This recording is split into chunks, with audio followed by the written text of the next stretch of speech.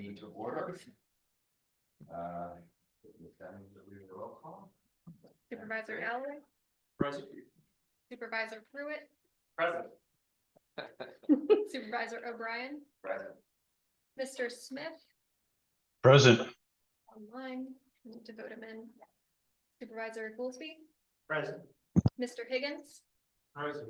Supervisor Barlow, Yes. Supervisor Woodward, Here. Supervisor Reed, Here. Supervisor Rutherford, Commissioner Duranzio, Here. Counselor Payne. Great. Very well. Now we'll take a vote to allow for electronic participation. We can, Mr. Smith. Online, anybody else online? No. Okay. We just need to know, Mr. Smith, if you could tell us your location and purpose for attending virtually, then they can take the action. Even though the picture isn't, I'm currently in Richmond and got stuck in a flight in Atlanta for God only knows how long. So I couldn't make it there physically. So thank you for allowing me to do this. I move we allow Mr. Smith to participate electronically. I'll second that. All right, Mr. Made by Mr. Galloway, seconded by Mr. Duranzio. All those in favor? Aye. Anybody against? Chair votes aye. Motion passes. All right, next matters from the public. Do we have any public comments? No, nobody's got to say anything. Okay. Great. Well, then we'll move on to presentations. Any comments via email or electronically? We did not receive any. All right, so move on to presentations versus the Blue Ridge Cigarette Tax Board, 6 months. What? Hi, Mr. Chairman, members of the commission. I believe Ruth will be pulling up a very short presentation, but we do like to come before you every 6 months or so and give you an update on what's going on with the cigarette tax board. And if you'll just go ahead and go to the next slide here. Just a little background and refresher of how it works. Hard to believe that the board has been in place for 3 years now. It's formed in October of 2021. You can see the original members there, 6 of the counties across the Central Virginia area, City of Charlottesville, as well as the town of Madison. Significantly, the board agreed to allow an additional jurisdiction to join the board this past year, and that was Rockingham County that became a member effective July 1 of the year. Taxes were levied in the jurisdictions beginning in January 2022. Of course, Charlottesville had an existing sales tax, cigarette tax, so they just kept levying the tax at the same rate they had been. TJPDC is the administrator for the board. We're working on a monthly basis with probably close to 30 distributors. They submit monthly reports to us that show the stamps that they have purchased, the packs that they have sold to retailers, and then they remit the money that they have collected from those retailers to TJPDC. We process all of that. The distributors get to keep back 2% for their cost. We hold back our administrative cost. And then the remaining money that is taken in is distributed to the jurisdictions based on the number of packs sold in those jurisdictions. Next slide, please. So we'll just give you a snapshot of some of the numbers. We've been able to, of course, tabulate the end of fiscal year 24 in the end of June. You can see that gross revenue for the year was just shy of $2.9 million in sales. That is up only slightly from the previous year. I think it was about $70,000 more, if you can believe it was that close. Total packs sold, however, just under 8.5 million. That was actually down about 700,000 from the previous year.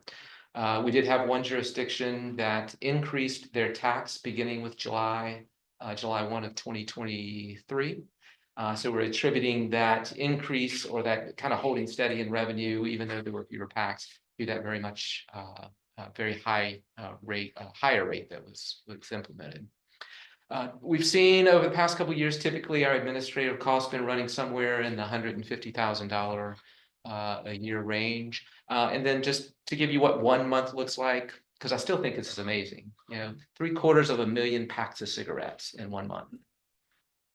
It's just, kind of after 3 years boggles my mind. However, and we'll see in the coming slides, overall, the sales of packs are trending downward year to year, 23 to 24, approximately 9%. That's very similar to what 2 of the other regional boards in Virginia saw, similar 8 to 9% decline. And again, the revenues were up slightly for 24 because of that one jurisdiction that increased its tax significantly. And then again, expenses about $13,000 per month. Gretchen Thomas, our administrative assistant, who you all know, does the lion's share of the work. I always try to plug her because she's really just kind of took this on when we started it up and has done a fantastic job. Next slide, please. Here, just a portrayal across the region by month of the number of packs sold, 23 versus 24. You can see that for the most part, you've got a downward trend from 23, which is the orange, to the more reddish or maroon bars. I don't know how we ended up using Virginia Tech colors. Did you do that? I did not do that. Okay. Gretchen had kids at Virginia Tech, so maybe she did that. I'll have to ask her about that. It'll be in the minutes. Next slide, please. And then to take a look at the number of packs sold again, this will be at 24 totals by jurisdiction.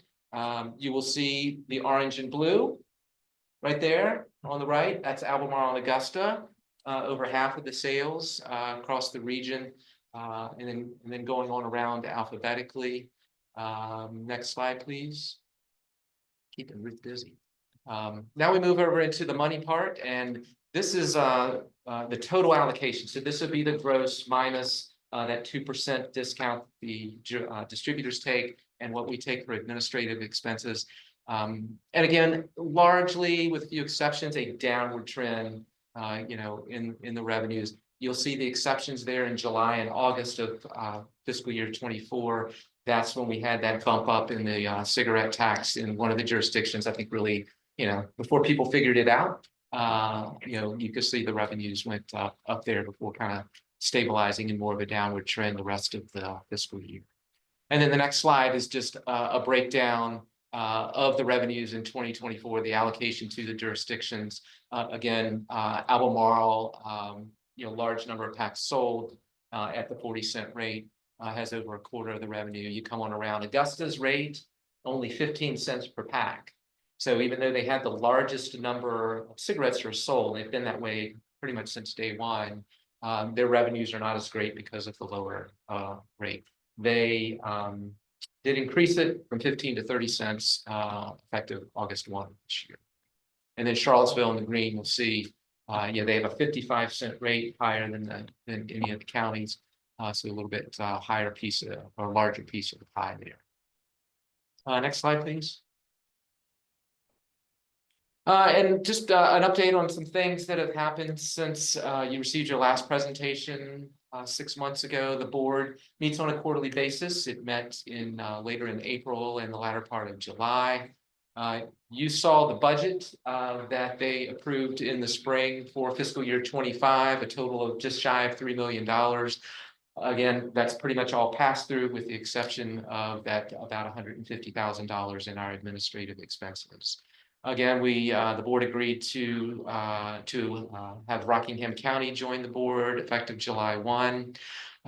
We've continued to work with the board on our reserve fund policy. You may remember, I think it was this commission a couple of years ago, had some discussion about the amount of the initial contribution that the localities had been asked to submit as part of joining and establishing the board. Decision was made really kind of at your all's with your all's discussion as a background going before the board, and they agreed to allocate a good portion of that initial reserve fund back to the jurisdiction. So, held back some money in reserve and continued to kind of massage that reserve fund policy as a result. We did establish a new option this year for distributors, not just having to send us their paper copies or for their paper checks rather, for them to make payment by ACH. Hasn't been as popular as I thought it was going to be. I think we have only about 4 or 5 that are doing it in that way. And then couple of meetings ago, we really had some good discussion about what happens when we have consistent violators of the local tax ordinances, and we run into a situation where we actually have to seize cigarettes. So we established a process for that to happen. The board designated the executive director, her designee, to be the one to appeal, to hear any appeals that would be made by retailers who have had their cigarettes seized. Fortunately, I think I can say fortunately, we have not had to seize any cigarettes yet.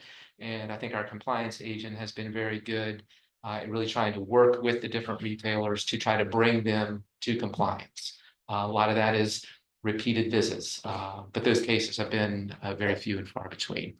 And I think the last slide is really just a closer peek at the compliance efforts. When we first started up the program 3 years ago, you know, it was new to these retailers, so a lot of time was spent really just going out, compliance agent, visiting with them, educating them, making them aware of this new tax, what they needed to do to get into compliance, to stay in compliance. That's going on again now with the retailers in Rockingham County.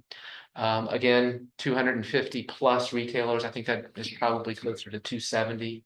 You know, across those a pretty large jurisdictions. I don't know the square mileage, but it's a pretty large footprint. And as I said, most of the retailers, most all are in compliance. Where there's problems, again, there's repeat visits that are made in order to bring them into compliance, making sure that their product is properly stamped with the Blue Ridge cigarette stamp. No seizures have been made, including at the end of 2023, which was kind of our final drop dead. All this old product that you've had for 2 years that we allowed to be sold through when the taxes started, that was cleared out. So that was a good thing. And then we do have a process for the distributors who on that monthly basis by the 10th of the month, they're just submitting their reports to us. They're submitting their payment.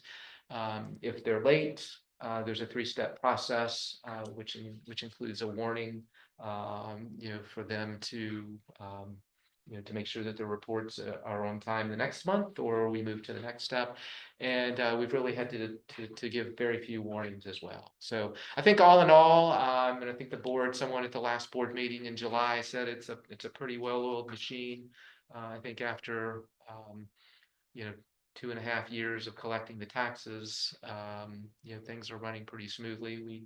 We do get questions from distributors from time to time. We get retailers that call wanting to know. We're getting calls now from folks in Rockingham County as their new tax has gotten started here in the last several months. But all in all, seems to be running pretty well. And I think, you know, the board, when we first started, you know, they wanted to see the numbers go down to show that this was having some impact on seeing, you know, fewer people smoking or fewer cigarettes, you know, being bought. And I think the trend line, you know, especially this past year, 23 to 24, is really starting to show that. So that was a lot in a few minutes, but be glad to take any questions you may have.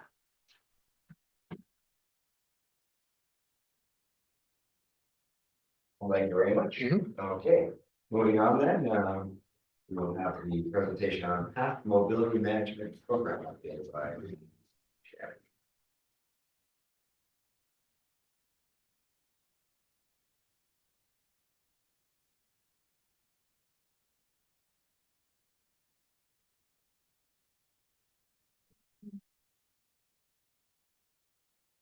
So last time I was before you all, I was talking about the mobility management program.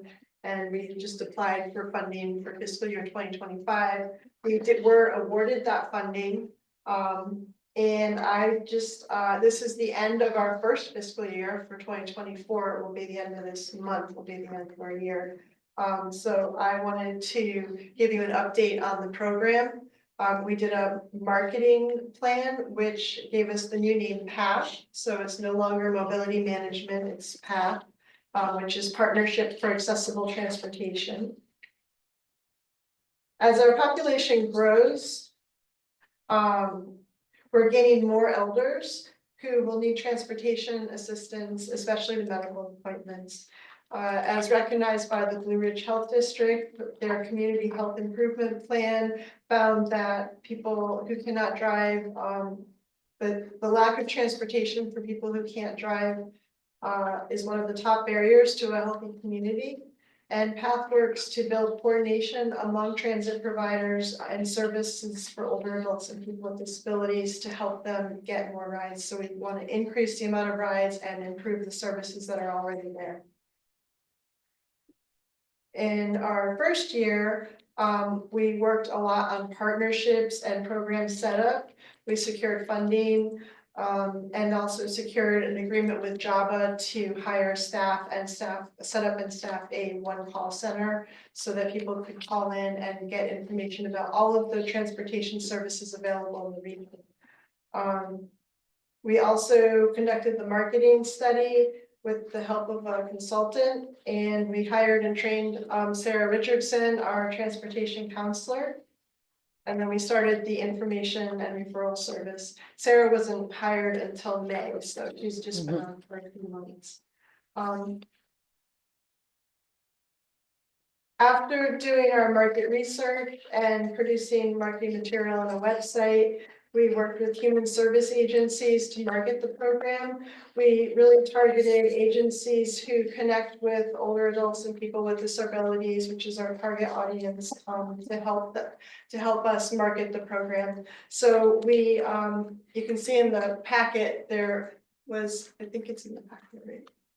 What? The marketing study? Yes. Yes, okay. Yes. Marketing study and analysis that we did, which also included a survey and focus groups in all of the areas.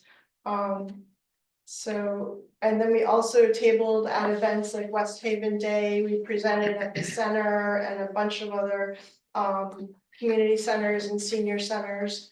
And also the Blue Ridge Health District did some social media posts for us, and we have a public service announcement on WNRN.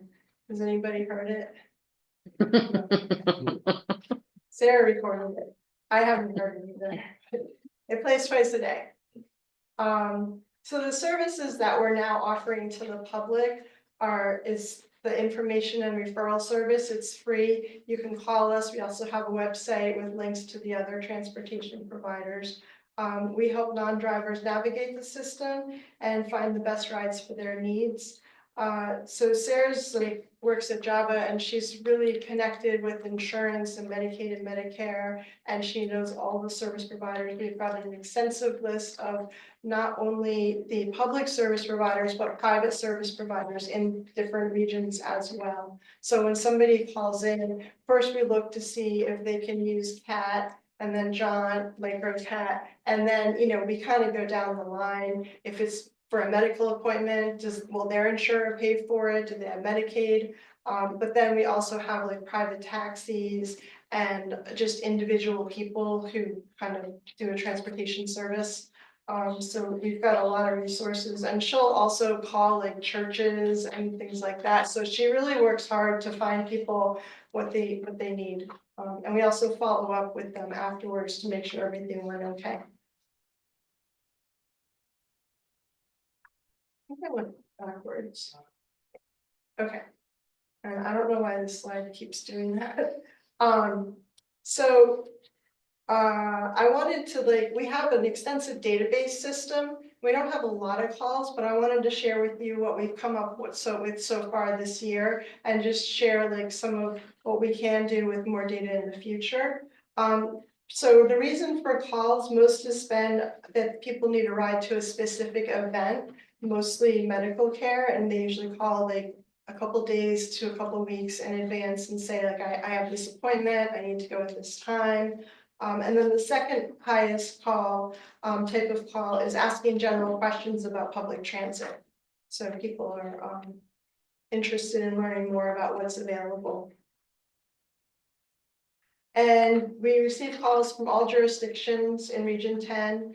And we also help people. The other is people who called from outside Region 10, but are coming into Region 10. So we also help them as well. And as you can see, the call volume kind of corresponds with the population, with Albemarle and Charlottesville being at the top number of callers for us. The top reasons for travel is 84% is medical. People are trying to get to medical services. And just think about that, like if people aren't able to get to medical services, then what other activities are they not able to get to? You know, like just social, shopping, those types of things, like they're really missing out on a lot of other parts of their lives. So we typically refer to Jaunt, and they are a great partner. We meet with them often, and they've just been a terrific resource and partner with us. And then we also have that comprehensive list of other types of transportation, which is much, much longer than what's on this slide, but I just kept it to the top here. So the other part of PATH is community partnerships and coordination of transportation providing. So we work with transportation providers to help improve their services. We also work with human service agencies whose clients need the services. And we try to be a bridge between the two and then work with the transportation providers to improve the services and, you know, kind of seeing what people need and making those matches that way. Some of our partner projects at the moment include working with the Charlottesville Area Alliance and CAT to help older adults learn how to ride the CAT bus through field trips and senior groups. We're going to have our first field trip with Innovage on August 8th. It's at 10 o'clock if anybody wants to join us. August 8th, 10 o'clock. I can send the email if you want. October. I'm sorry, yes, October 8th, sorry. We're also developing a transportation workshop with, again, the Charlottesville Area Alliance and the Charlottesville Regional Redevelopment Housing Authority. We're going to work with senior housing sites to, again, if they are able to, they have a bus stop close, we'll do the bus field trip. If not, we're going to talk about all of the options that are available to them, how to use them, get them signed up for Jaunt Paratransit if that applies. And then also kind of brainstorm and workshop with them on, you know, what things that they could do, like maybe start a carpool program, you know, different things like that, so that we can kind of help the residents there get more rides. Oh, we're also working with some volunteer driver programs like Seaville Village, and we're going to apply for a grant to reimburse their drivers for mileage, and then maybe also reimburse for some costs like driver training and insurance and background checks.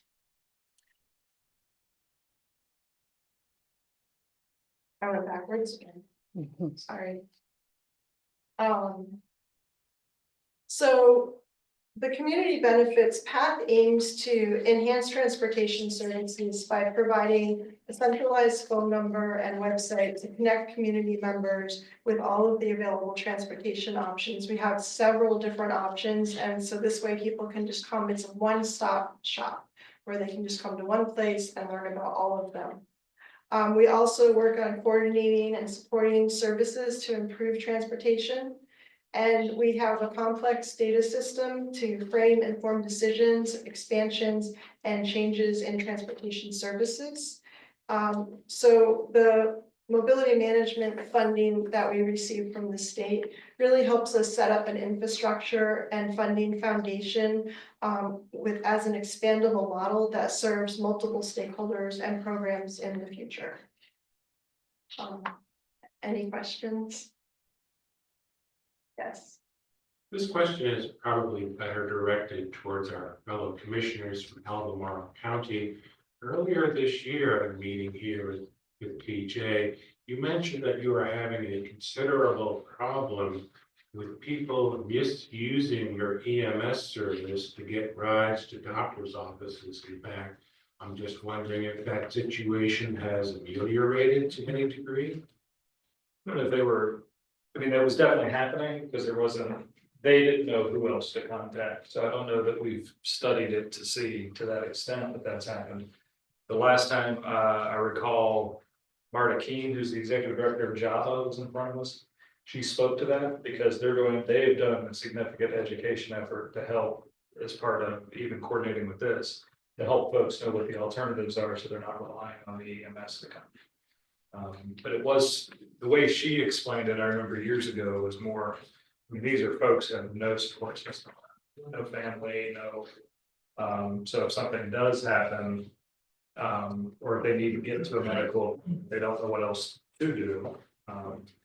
So Java is taking on, so I think it's improved, I just don't know what the true extent, or if there's like, oh, it's improved by 50% or something.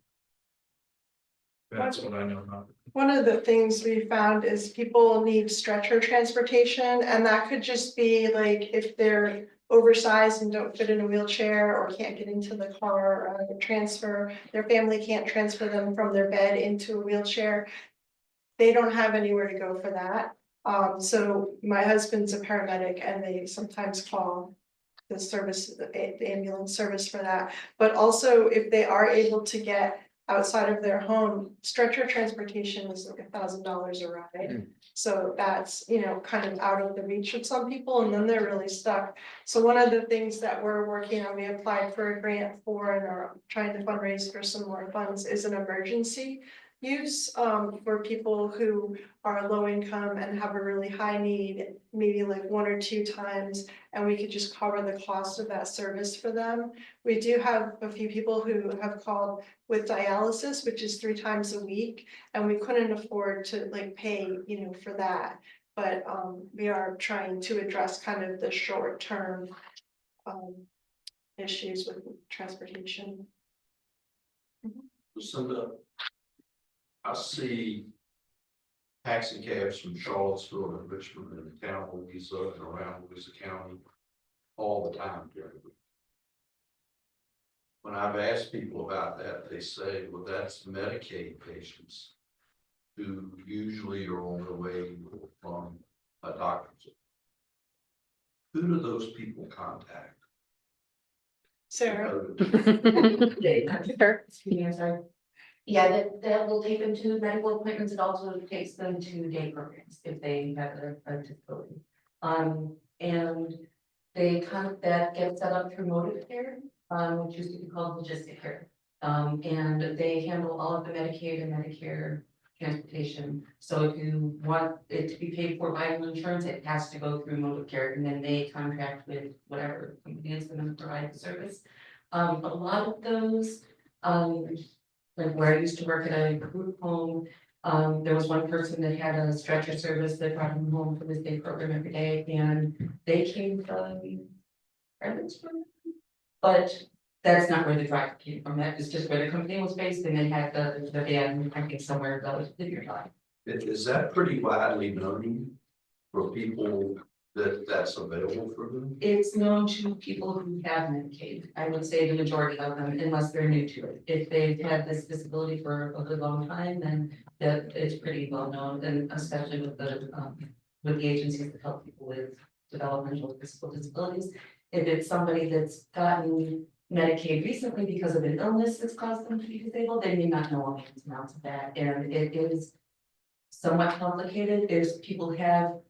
And I mean, there's so much to know about this, and I only know like a little bit comparatively, but if they have the dual insurance, the Medicare and Medicaid, because they're over 65, whatever ages, then that does not cover transportation to the same extent that it does for somebody who has Medicaid who's, 30.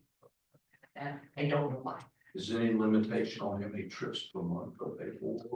It depends. Okay. Some people have told me that for medical appointments, Medicaid will handle a certain number. I think it's either 24 or 48. They don't count a trip as a round trip. It's each way is one time. And for Medicare, it will occasionally cover transportation if you have that in part of your supplement, but then it's much fewer, maybe 12. For people who have had the, disability, if it's a developmental disability, for example, and they're going to a day program all the time, then it appears to be not unlimited, but they get 10 trips per week to and from their day program, or to and from employment, or to and from school. It's probably less if it's medical appointments. Thank you. Any other questions?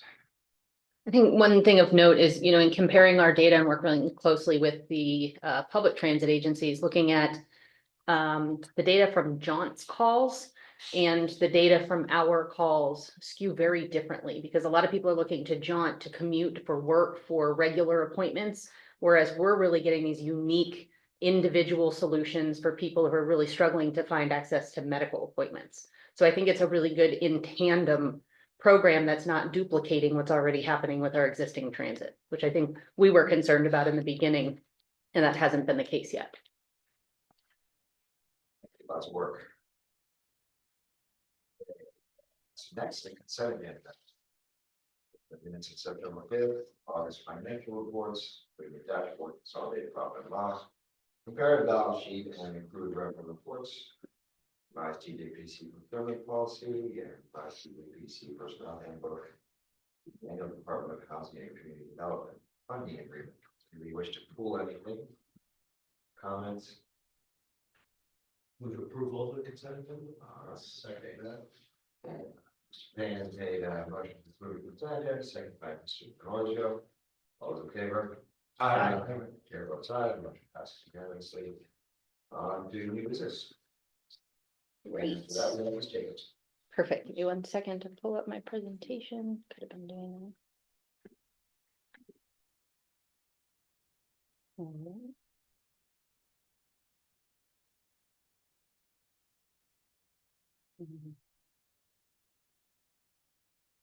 All right, very good. Okay, so in the September meeting, I presented you all with a draft FY26 budget. And as a part of that discussion, I said I really wanted to take some time and do some pretty intense analysis on all the local contributions for all of the different programs we run. So I did that. I also brought all of those results to the Finance Executive Committee meeting in their September 17th meeting to review that in detail. And now I'm going to go through some of that analysis with you. Happy to go into any deeper dive that you want. I've got all sorts of spreadsheets to back the analysis, but really wanted to come to you guys and show you the findings of that analysis that I did. So the first thing is just to set the stage, in addition to the per capita funding that you all are assessed based on your population, we receive direct contributions for specific programs, and the money can only be spent on those programs. And so that's rideshare, solid waste, Rivanna River Basin Commission, legislative services, and then the regional transit and housing partnerships. And so you can see that table at the bottom is currently what was in the draft FY26 budget before this analysis was done. And then you can see the total contributions by jurisdiction. In order to do this analysis, I pulled all of the approved agency budgets for the last 20 years to look at what the requests and what the actual receipts were. I then analyzed population trends between 2005 and 25 and how they've been changing over time.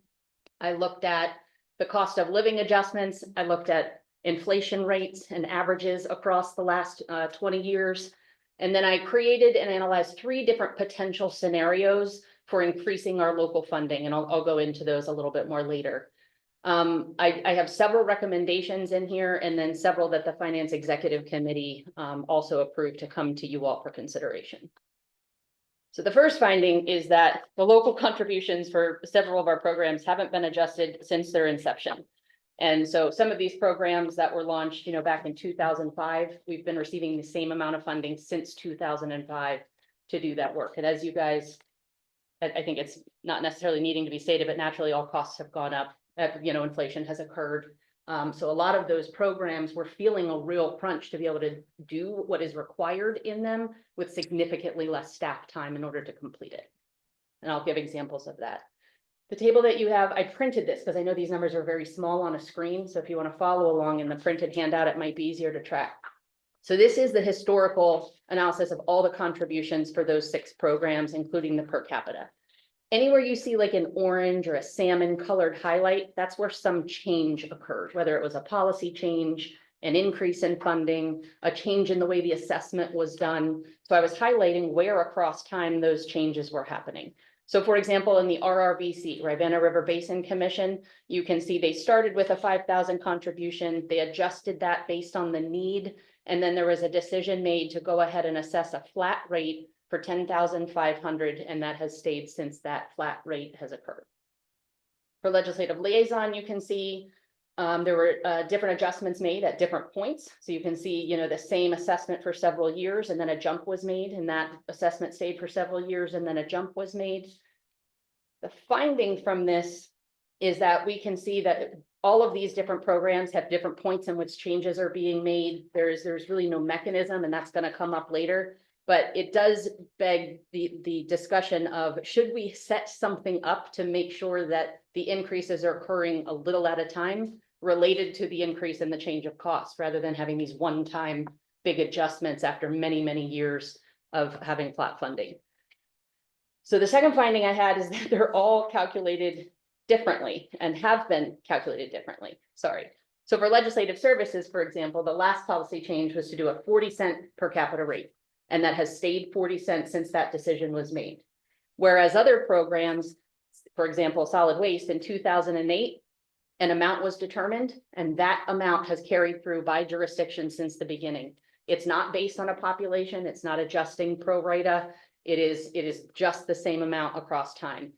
Same with the Rivanna River Basin Commission. Theirs has been a flat dollar amount, but it's a different dollar amount than the RRBC, even though the total request is the same.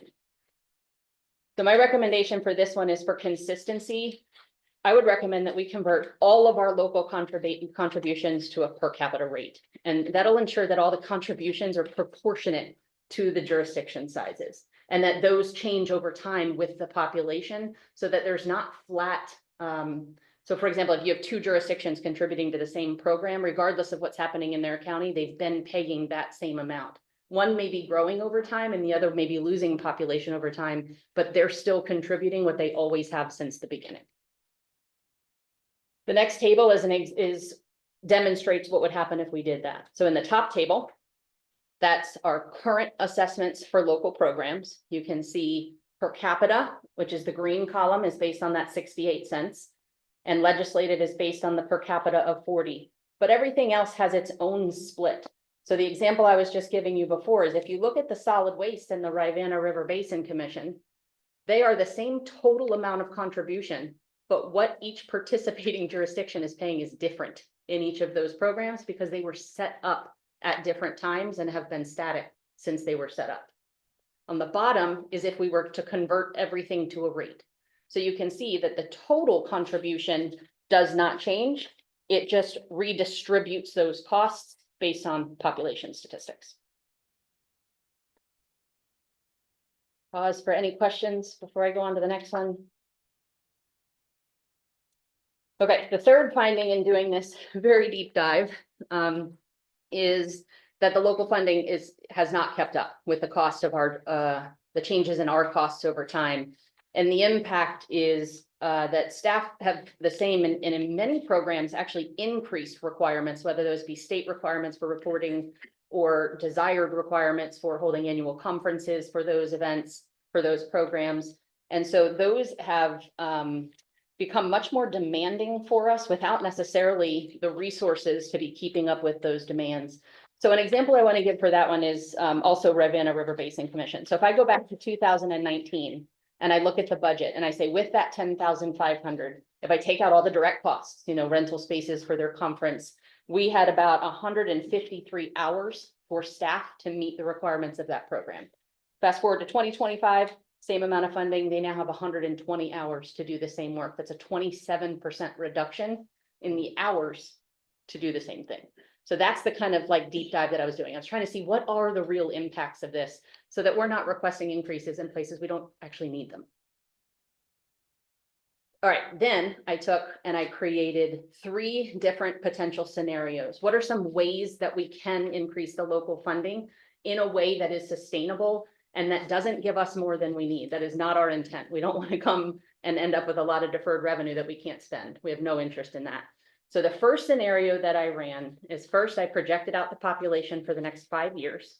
And I looked at, based on participation in each of these programs, what pro rata share would be needed by each local jurisdiction, and I'll show you some graphs and some tables in a minute.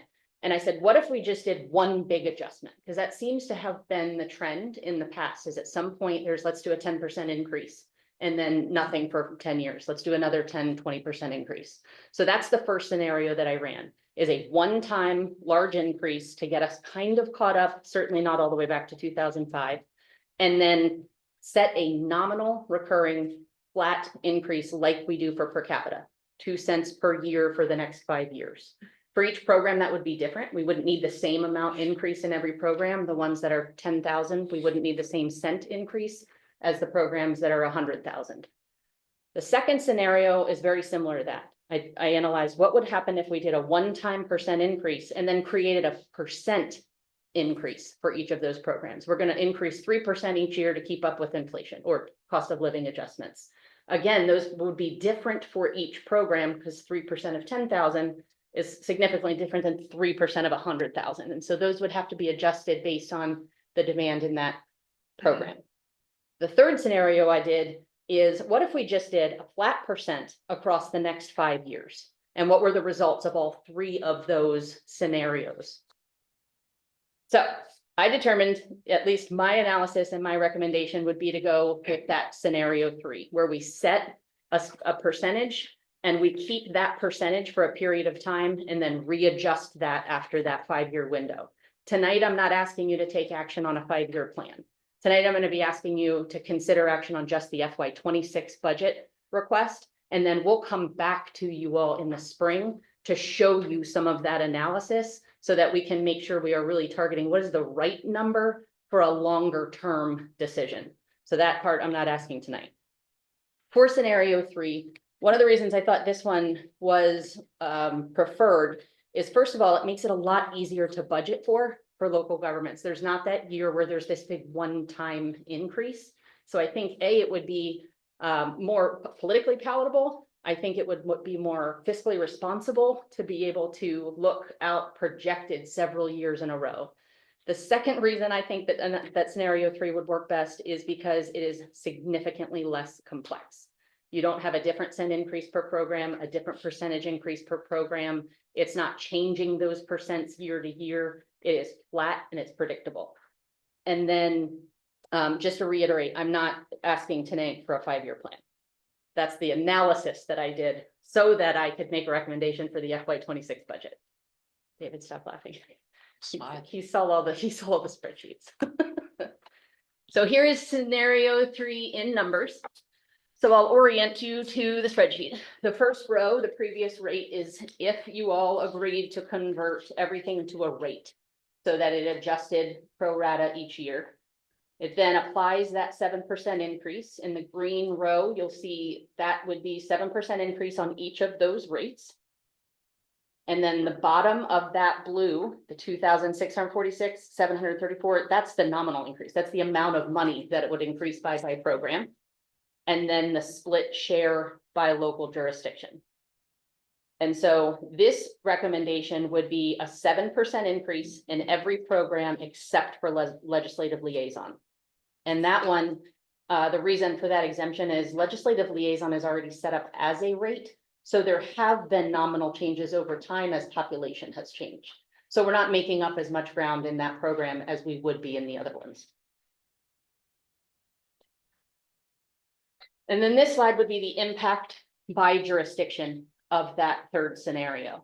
So you can see what was in the draft budget in the first column that I presented in September. If we went with a pro rata and a 7% for all programs except legislative liaison, that is the second column. And then it shows it both as a total dollar amount and a % increase by jurisdictions.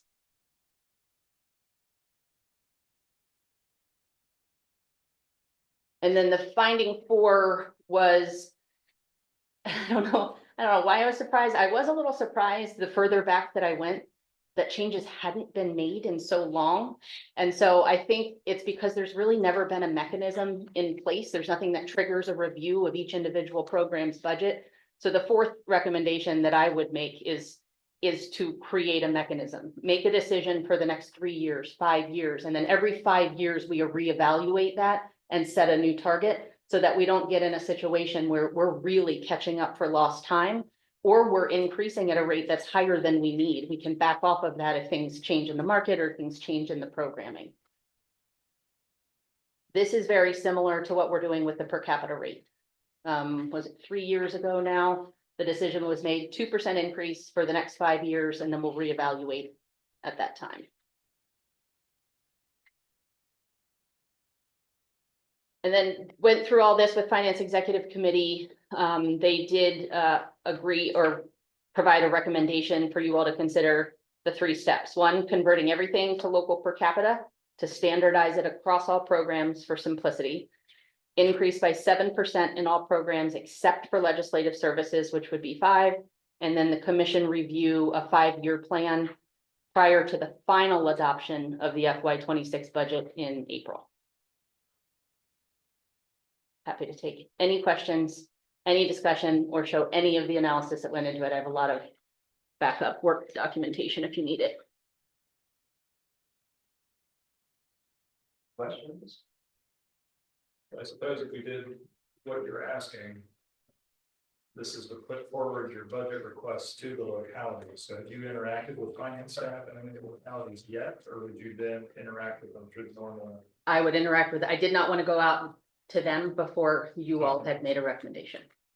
But then you would have feedback from them starts, because I mean, that wouldn't be any different than any other budget cycle. It would just be, oh, Yeah. why did our rate go up $2,000, or why did our ask go up? That's what you would explain. And most of your local requests are separate applications for every program. So you might see a $200 change in one program and a $600 change in a different program, but the total impact would be to that 2,000 you're talking about. And those would all be described in the application as well. I mean, based on this, I've never really connected it that way. It seems to explain the hiring and wage issues we've had over the years. Why we've been doing huge increases in wages to try to keep the staff retained and then acquired, which are still not fully staffed, right? Correct. That's in my executive report later. I assume that maybe incorrectly that when we say legislative services, what we're just talking about is Mr. Blunt's salary.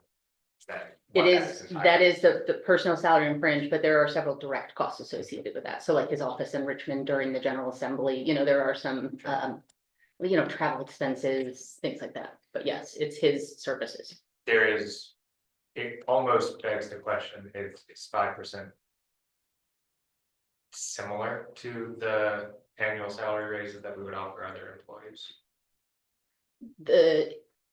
He already receives the salary increases that other employees offer. This is just what contributions we're receiving from you all in order to pay the portion of his salary that goes to your jurisdiction's work. I was surprised by the first 2 factors that you identified, not the scenarios, but the first 2 factors. I was thinking, oh, it's interesting. I expect these are going to be significant changes. And then the spreadsheet, I was like, oh, that was deeply underwhelming. How this did not actually make a significant difference. Yes, I intentionally. Oh, wow, we're saving $5. Yeah. I intentionally went into this. The first rabbit hole, that's not the word, but the first significant amount of time I spent on this is how do we get back? How do we catch up? And it really became this, we're talking about major, some of these programs would double in cost. And I just didn't think that that was a reasonable request or something that would be received well from some of our jurisdictions. For some, it's not comparatively, it's not very much money. For others, it's larger chunks for all these, external agencies. So I wanted to do 5 years of more aggressive catching up. And then at that 5-year mark, say, maybe it doesn't need to be 7, maybe it can be 3, or maybe it can be related to our compensation increases as they go. So really catching up a little bit, but certainly not trying to go back to 2005 and make up for lost time.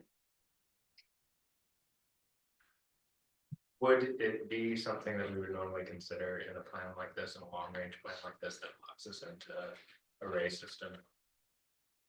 Would it normally be considered to have some kind of tripwire for like counter-cyclical market events that might seriously impact our ability to, I mean, this is in the grand scheme of things, a negligible part of Albemarle's budget, but I just wonder, right, like a reduction in property values of X percentage would trigger a immediate reevaluation of rates. I think that we would take your direction on that. If there was something that was significant enough that you said we need to look at this again, we would definitely be willing to do that.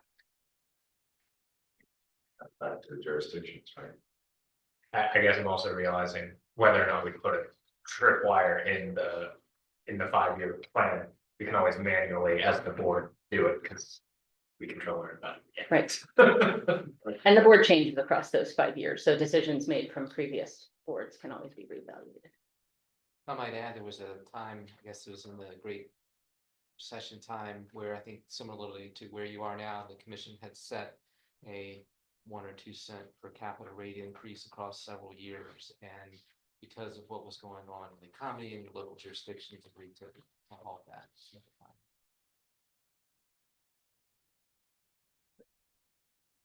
Thank you very much. Moving on to old business. We'll have draft FY 26 budget of next week. That one's actually an action item, if you guys are willing to consider it. If not, I can wait to present the budget and you can do both together. So the recommended action on that in the ED report says, Finance Executive Committee and staff recommend the full commission: 1, convert all local contributions to per capita rates; 2, increase local contributions by 7% for all local programs except for legislative services at 5% for inclusion in the FY 26 projected budget; and 3, a commission review of a 5-year plan prior to the final adoption of the budget in April. It's in the ED report. That's where I write all the recommendations. I'll make the motion. Second. Okay, all those in motion been made by Mr. Galloway and seconded by. Okay, I'm sorry, Mr. Woodward, thank you. All those in favor say aye. Aye. Everyone's aye, motion passes.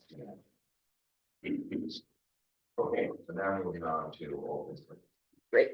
Draft that operating budget. Great. So you also have in front of you a paper copy of the budget.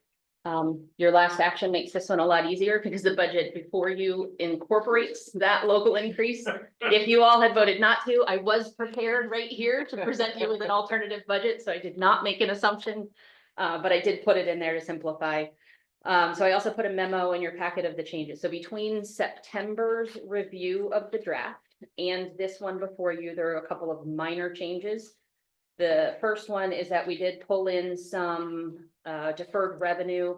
The solid waste plan, the 10,500 that we get each year, we defer a little bit every single year so that when the 5-year update comes in, we can pull some of that because it's an increased workload in that year. So I had not pulled that deferred in. It's only $4,000 difference. There is no longer a need for a reserve transfer that was in the original budget of $34,922. On the expense side, there was an increase in the staff salary fringe for the solid waste plan. We're budgeting for a change in the mobility management program. As we discussed previously, we contract with JABA for that mobility specialist position, and we had talked about bringing that in-house so that there's better coordination, easier to collaborate. So I moved that within the budget.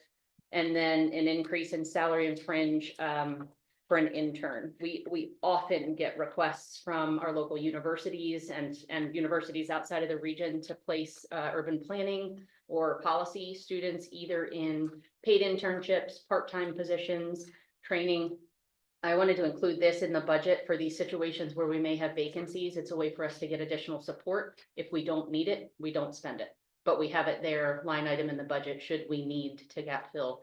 And so that we can be providing really good professional opportunities for folks coming into the field. And we know from research that's been done by consultants that number of folks going into public sector urban planning positions are declining over time. So providing those opportunities for people to see what the work is like is pretty important as a part of a recruitment strategy. So the budget you have before you is now balanced. It does not require a reserve transfer. and its revenues and expenditures in the amount of 44,650,411. The Finance Executive Committee, in their September 17th meeting, reviewed the budget with the incorporated changes, and they recommended to the full commission approval of the budget as presented. There's also a draft resolution within the meeting packets that if you were to approve the budget, the chair would sign resolution. Happy to take any questions about the budget.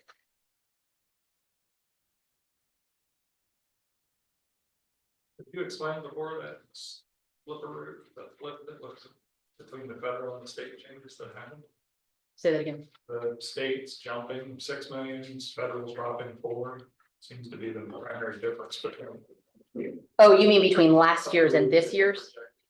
Yeah, that would be, that has a lot to do with body and what the source of the funding is, whether the local matches are coming from ARPA funds or local general funds. So that just depends each year on who's contributing what.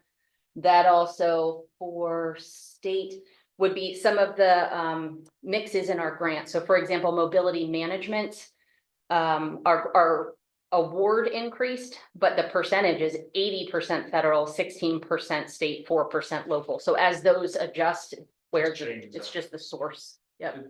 What data did the state last year? Wasn't there something relative to funding for PDCs? Did that go in? Yes. Remind me, is that already Yeah, this year's yeah. fiscal year and that we got some of that last year? Yeah, $25,000 per PDC. Big time. It went from 89,000 to 114. We asking for more in the next budget cycle? Not a specific request that the state association is making, but might be trying to work some. Magic. And that increase in state funding, that was on the consent agenda for us to sign that contract with DHCD, but that increase of 25,000 in this current budget is in a contingency line item. So that we don't have it allocated necessarily to a cost yet, but similar to this year, some of the contingencies that we may need to pay for, it's better than having to then go out and seek additional funding to cover them. Of course. Any other questions? We have a motion to approve the budget. Move that we approve the budget pursuant to the resolution in the packet. Motion's been made by Mr. DeRosa. Do we have a second? Second. Second, okay, great. Motion's been made by Mr. DeRosa, second by Mr. Pruitt. All those in favor, vote aye. Aye. Those against, chair votes aye, motion passes. All right, moving on to the executive director's report. Ms. Okay, Jacobs. yep. In the executive director's report are the monthly statistics on the body 2022 grants that you can read at your leisure. Some things to note is on September 27th, the Ravenna River Basin Commission held their annual conference at the Carver Rec Center. They focused on goals for connecting and conserving the urban Ravenna corridor. I do want to give a public kudos to Isabella O'Brien for her work in facilitating that and the execution of that conference. We've gotten really great feedback. So I was really, really pleased with that. Also, the Regional Housing Partnership is working on planning for a March Regional Housing Summit at the Omni. More details to come on that. They're also scoping and budgeting for a regional housing study. The last one that we did was released in 2019. Conditions have changed dramatically since then. But we'll have an upcoming meeting where we'll dig into that little bit more and talk to you guys about the plans for that. And then new for us is something called the Emergency Food and Shelter Program, EFSP. It is a federal program. It was previously administered by a local nonprofit. It was a little bit outside of their scope. They approached us to see if we would be interested in administering that. It is not a large staff commitment, couple hours a month at most. 2 hours. 2 hours a month. There is funding to reimburse us for our costs for that.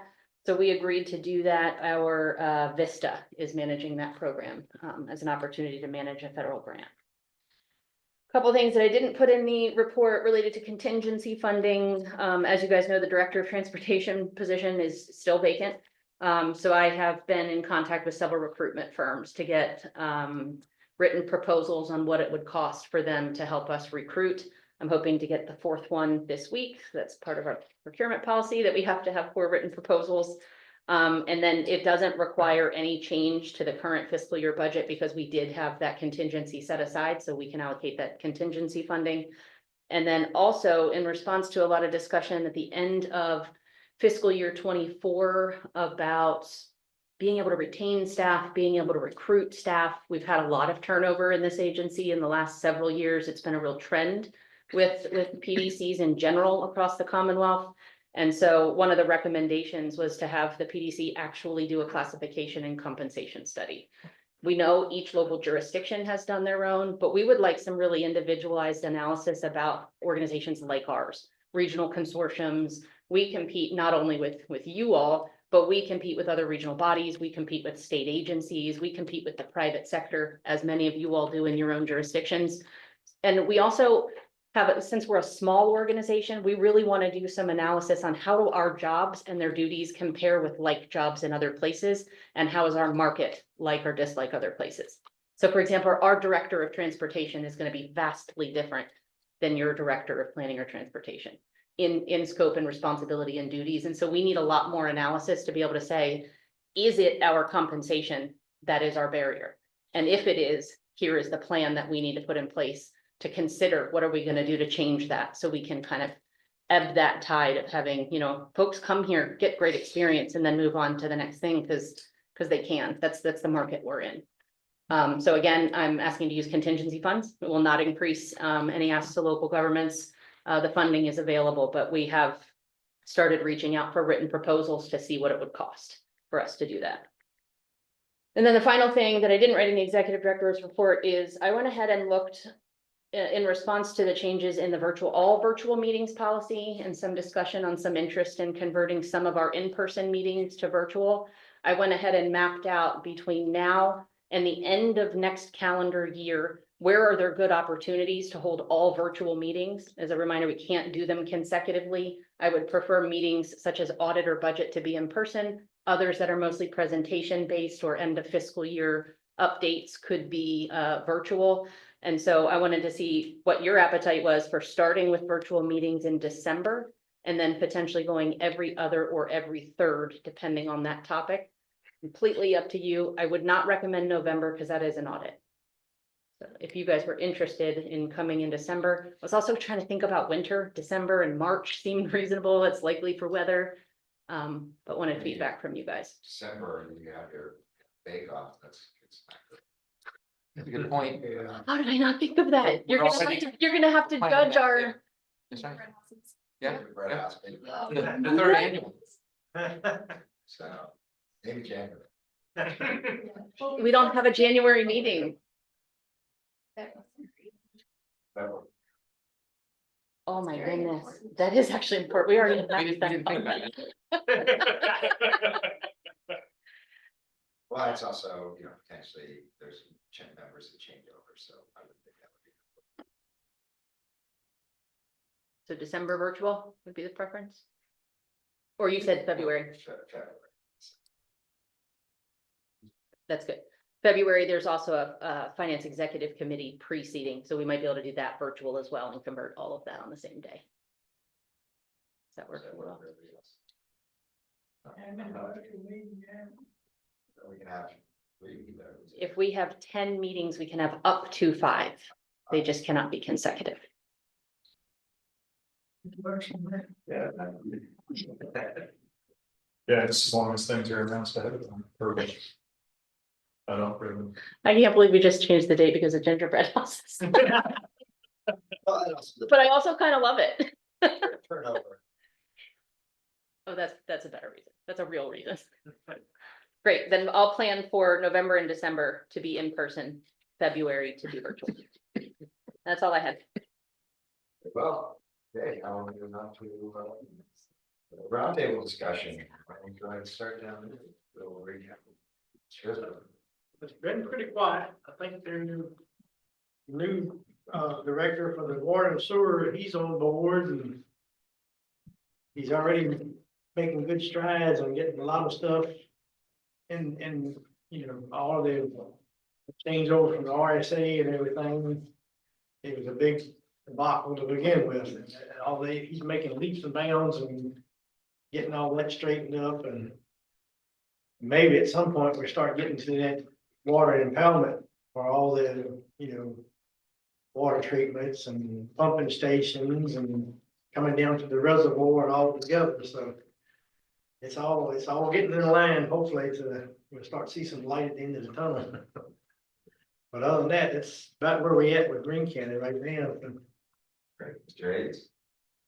Very briefly, these next 2 months are going to be important ones for Greene County's tourism enterprise. We have a lot of people coming into the county to look at the autumn foliage. A lot of people visiting Shenandoah National Park and motoring on Skyline Drive. We are hoping for nice fall colors and rain-free weekends. Great, Mr. Reed, we'll go with you next. We created a new agriculture and forestal district in Nelson County. 2,500 acres in Montebello. It's called North Fork Ag and Forestal District. Part of it abuts the national forest there, but it's all of the Montebello community.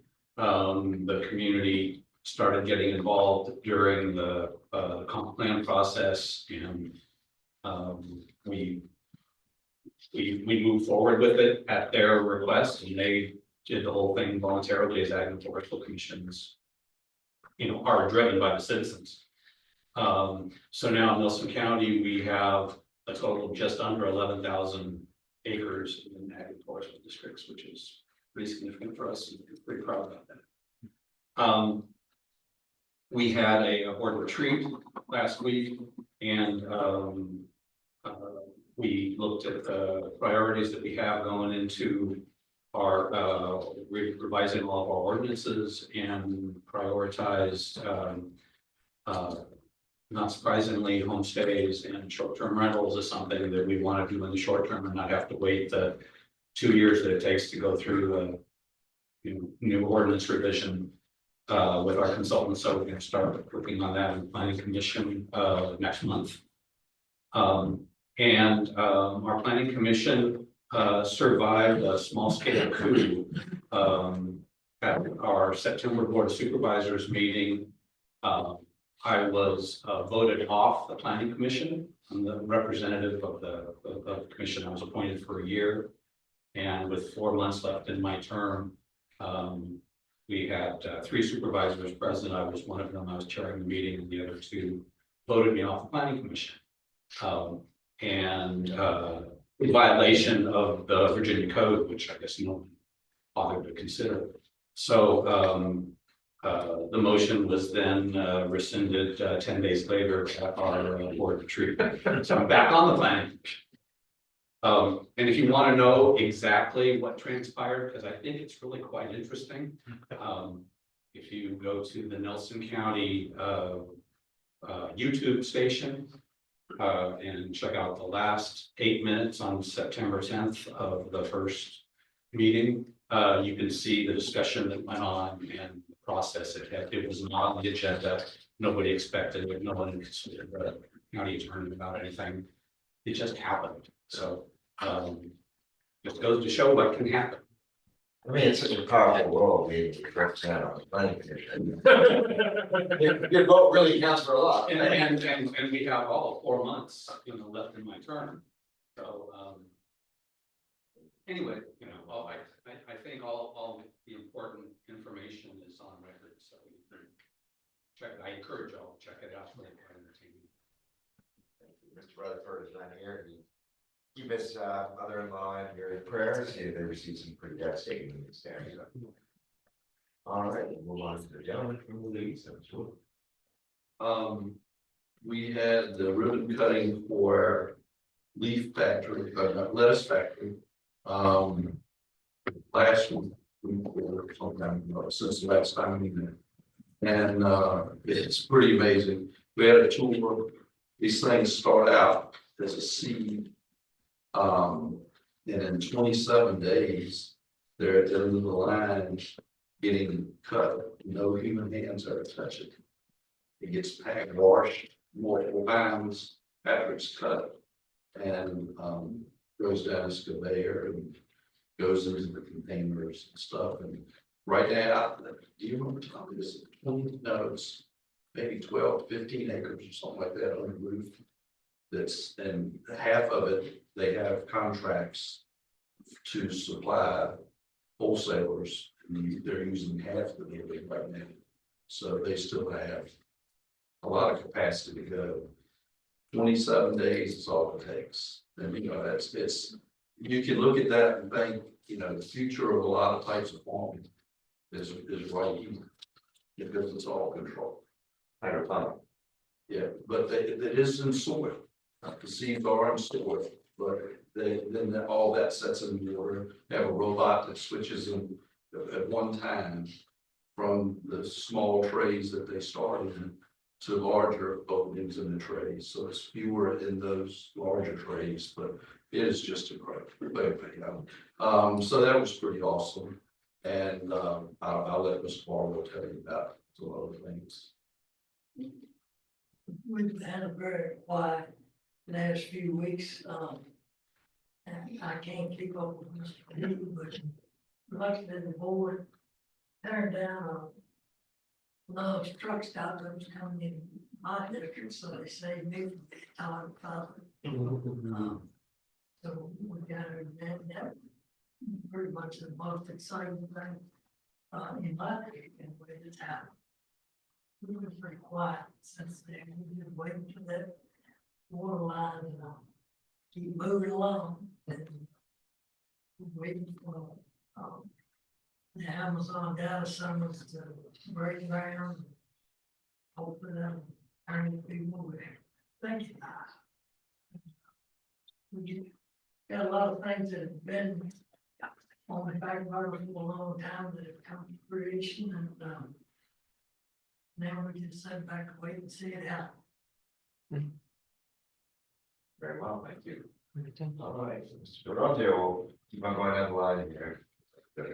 Sure, so, let's see. So as far as our budget process, we are already underway with that at the very early stages. City manager has sort of changed up some process such that the planning commission has been asked to step in at the very beginning instead of being responsive to the initial run through and then make the recommendations, but to actually put forth a set of priorities first. We're sort of making that up as we go along. The new zoning ordinance has begun to bear fruit. There are things that are really starting to happen. There's a lot of activity with the sort of on a consultative basis with staff and folks, the public trying to sort of come to grips with it. Including a couple of the first attempts at sublots and subdividing lots, which we which our chair signed off on at the meeting, actually the work session. So there's that's sort of proceeding along. We're sort of looking at our CIP budget very early here. And one of the things that we're sort of looking at is the human capital strategy, because it's, in some things, it's not a matter of lack of money. It's, do we have the ability to execute in the time that we would like to, just in terms of having, you know, the right bodies in place. And the fact is that, like everybody else, you know, we get a lot of complaints about sidewalks, and the fact is that sidewalks shouldn't be complicated, but you do have to have project managers for all of the projects that are running, and if you don't have them, then the projects don't run. Which, you know, shouldn't come as a surprise to anyone. So there's that, we're already, there are things that you can sort of feel happening. I had a conversation with a developer client slash realtor slash friend who just sort of spontaneously was talking about a property he wanted to build on and he wanted to get, and it was one of the it's an Annex 3.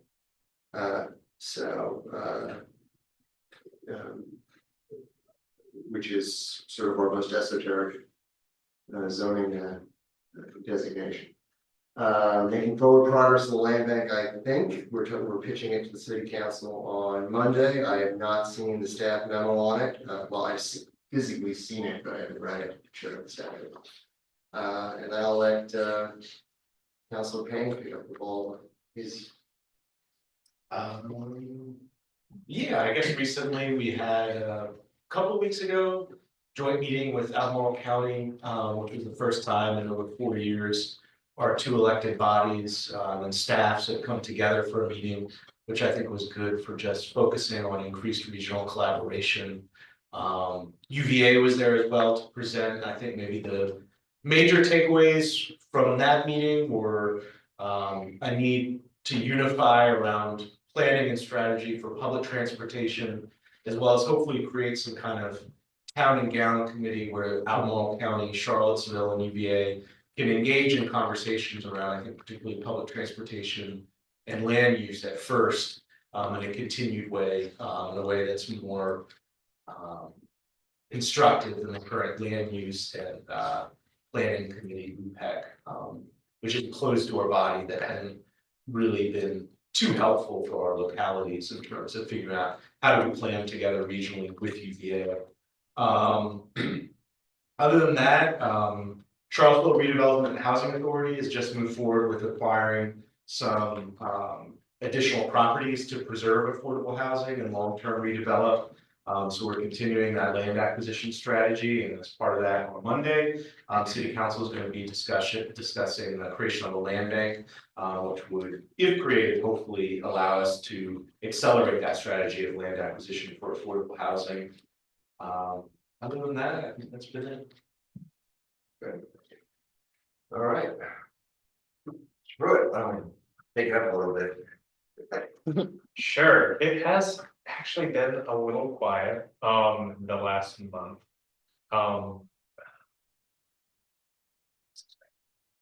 You guys a big announcement. We did. So the my district had a grant that we've been working on through the Economic Development Office with the governor's office through their, I forget the exact name of the fund, an economic development fund. The governor has authority over to expand Afton Scientific, which is right at the fairly tip of my jurisdiction. Just kept those tax revenues away from Charlottesville by a few feet. But they're going to expand their operations. They do sterile manufacturing is really the best way to understand. They make components that are used in injectables. They're expanding significantly with several $20 million investment there. 200. I thought it was 200. I'm like, that can't be. As I was sitting there forming in my head. That's going to result in around 200 additional jobs. These jobs are also really exciting. They've partnered with several career pipelines, developed them, and it is going to be specifically like median income jobs that do not require a college degree. These are things that people don't need to go to college for. They can get the certifications and training they need right at the local PDC and other workforce development programs, making upper 5 figures right there at the threshold. And I think that's exciting. So the governor came down, said a few impressive words, towered over everyone. He was a foot taller than everyone. I looked at that photo of us, he's got a whole head on every single member of the board. Anyway. In addition to that, what else? One other thing I had in my mind, now I lost it. That was big enough. That was big enough. I would have, I don't know if it was mentioned in September, I missed the September commission meeting, but the Albemarle partnered and provided incentive to get Home Depot committed to building their store by December of 2025. So we provided a tax incentive to them to help with some brownfield, some of the things that they're running into with the demo of the site, but it does commit them to get that particular store up and running before the end of next calendar year. So being in my district, I'm pleased that that is going to happen. There's been a lot of people wanting a Home Depot around here for a long time, so that'll get up and going.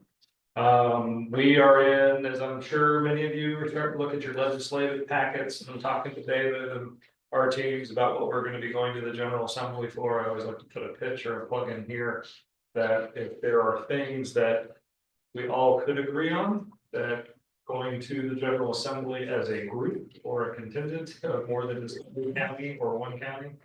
But if the better we can team up together to help support each other's efforts, sometimes can have a bigger impact on legislators than just us working our individual legislators in our own county boundaries. So we're starting to work on that. Photo speed cameras in the rural, some rural roads type things might be of interest to folks. But David, I'm sure we're working with all of your different teams, will be able to do some crossover stuff with which counties are doing what. I will put in a quick plug for, put my regional housing partnership hat on. The date for the summit is March 13th, which is a Thursday in 2025. It's a day-long event, and we have always had really good feedback and participation.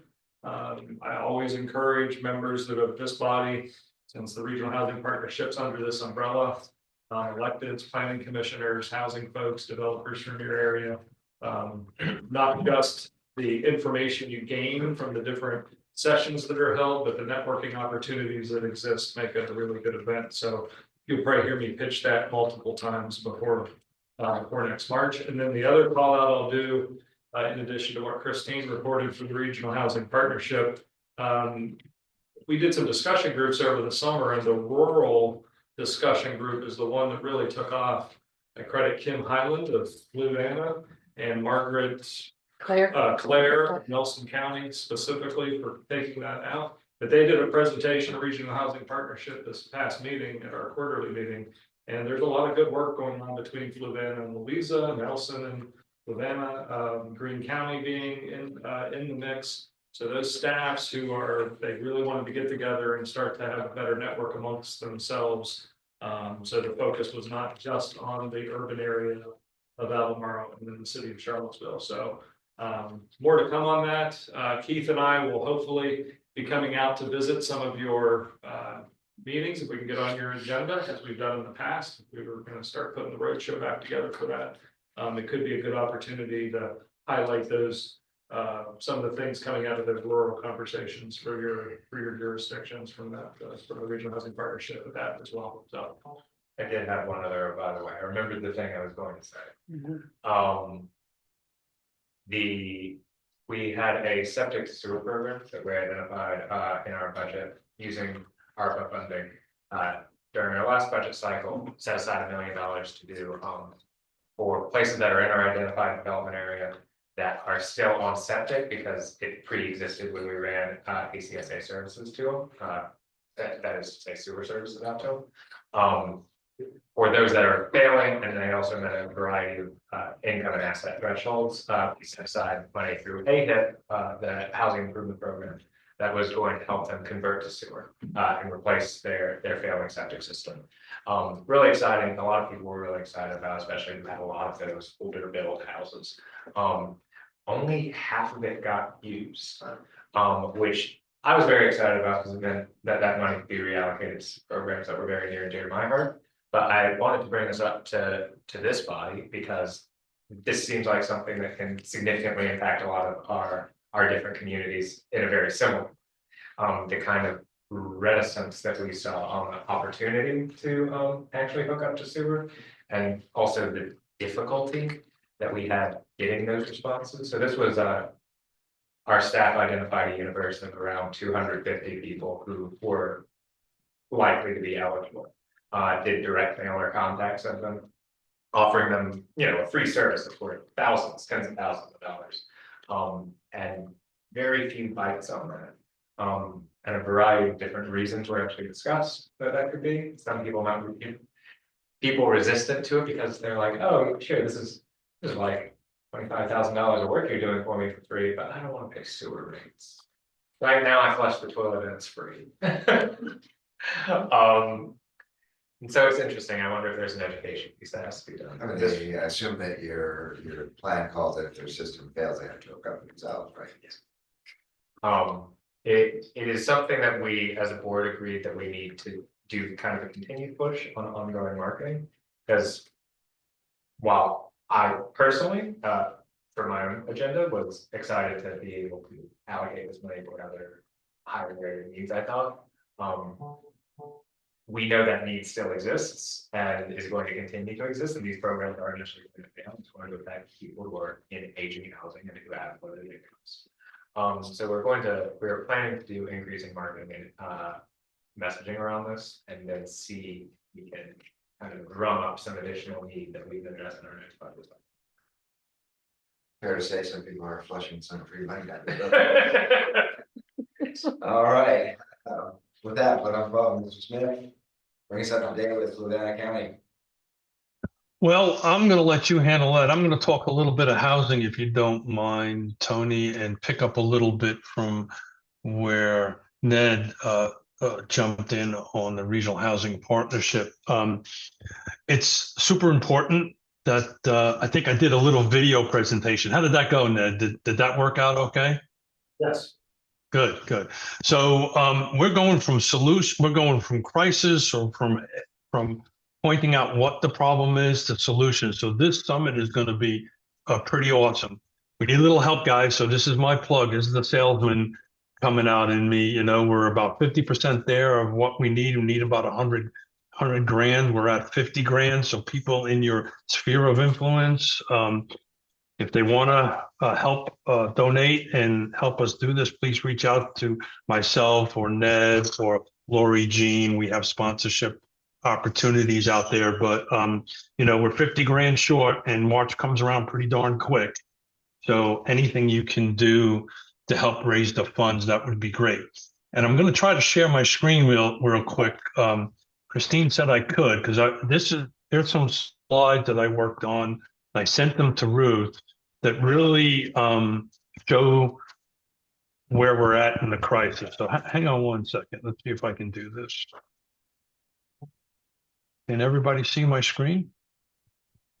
Yes. You see some more? Thank you. So, so what what you're looking at here is these are median prices on homes closed year over year by locality, right? So you're looking at, you know, Albemarle is up 7%, City's up 15%. This is the first 8 months. I'm actually got the numbers for September. I just haven't did the slides yet, and they're all tracking the same way. Greene is up 3%. Fluvanna is up just a little bit of 1.7. Nelson, you're a rock star at 24%. Louisa as well. I can't see Louisa because the things are blocking it. But I sent it to you, and I've got each slide broken down. So, for instance, the city of Charlottesville. Look at that. I can move that. The city of Charlottesville. I think you guys were talking about that before. The red line shows the price from 2016 to 2024. But look at the volume. The volume is not really trucking that much for the last 2 years, but we've jumped up. So none of this is a surprise to us that have been tracking it. And I want to tie this back to the summit, right? So the summit, we're going to try to figure out solutions on trying our best to come up with solutions to help kind of balance this market a little bit. Of course, we don't control the market, but we can surely help influence it. So I didn't want to take up a lot of time. If anybody wants to have detailed information about what's happening in the housing market in your jurisdiction, reach out and call me, and I've got numbers out of you know what. So let me see if I can figure this out here. So if anybody has any questions, please reach out to me.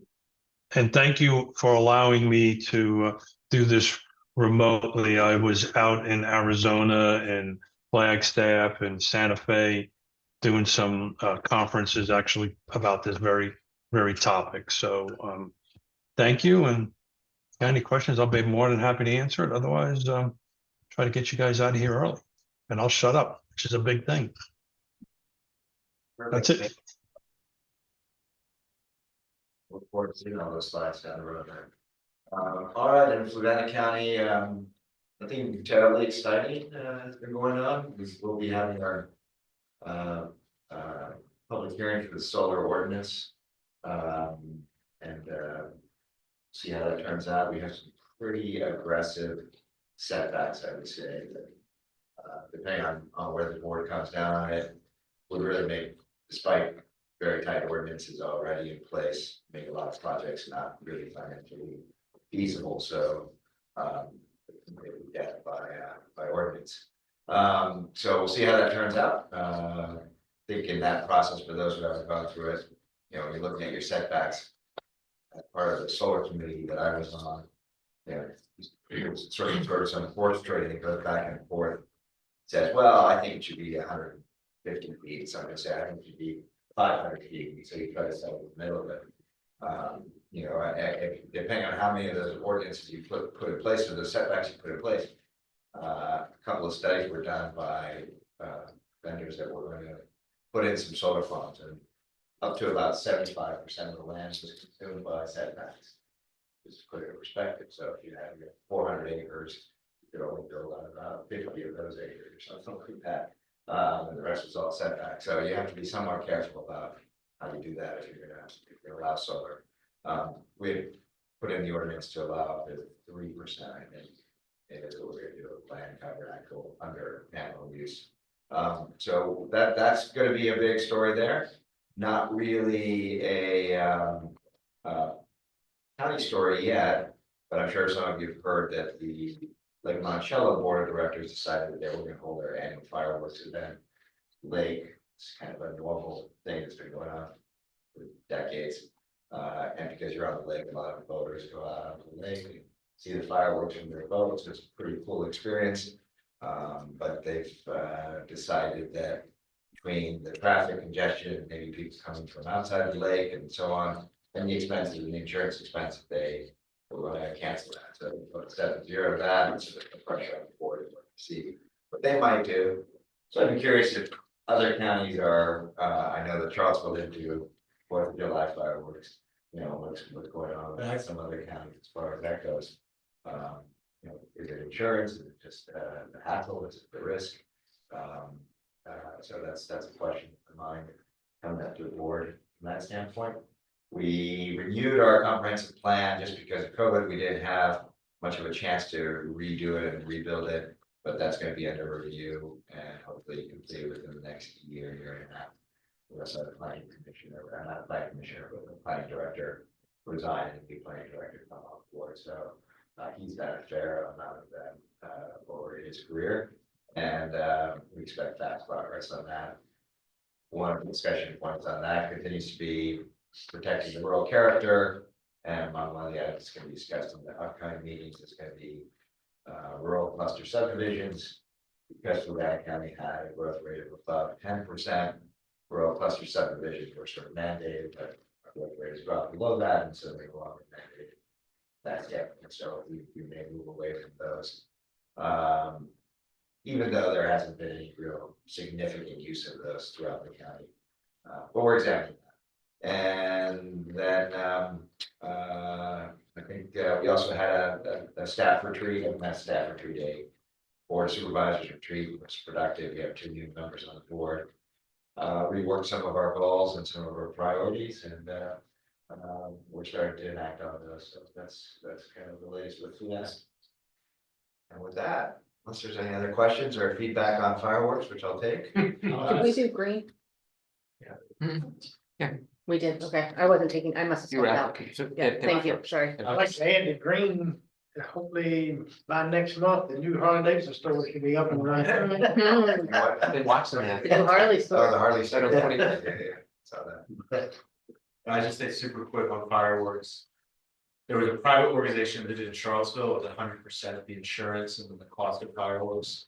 Once the pandemic started skyrocketed, so they weren't able to do it anymore purely because of insurance and cost. We are planning to bring them back next year, but the city did have to step in as a fiscal sponsor because they just weren't able to afford it anymore based on their fundraising capacity. So, any other counties doing their own fireworks or? Greene, Yeah. they did their big fireworks show, but their main contributor was the Capital Sheds was main factor that paid for a lot of theirs. they didn't do it this past year, so I think the tourism council stepped in and the town of Standardsville together, they did a lot to absorb the cost on that. They still had the big show right there on 4th of July. So, yeah, I think they're they didn't do as big as this thing as far as the fireworks itself. Year before last, they had, top country music singer came in and all that kind of stuff, so they wasn't able to bring all of that in this year and everything too, so. They took a big hit on it, losing that main contributor to pay for the fireworks, so they had to downsize a little bit, but I think they're in the process of now trying to get more contributors to come in and help pay for it too, like that, so keep it going. I would be curious to hear or to know or to find information on the economic impact of fireworks on our community. In the sense with the lake, that was a very unique experience, and it brought folks together that are at the lake from that standpoint. But you have to assume that there were increased gas sales, food sales. Sales along those lines from that standpoint. And I know that one of the concerns of the Albemarle board was, is this really a county event or is it a lake event? It's a good question. Yeah. In a sense, I would say that it's a little bit of both. But if you remove the uniqueness of having the fireworks over the water, and then you're really just competing with other ones, how does that balance out? So I think that's going to be some of the questions that we work through. All right. Anything else? Entertain a motion to adjourn. Those guys want to hang out. All right. Is there a motion to adjourn? Arlo, motion carried. What word all this? Just skip. Chair votes aye. We are now adjourned. Thank you very much.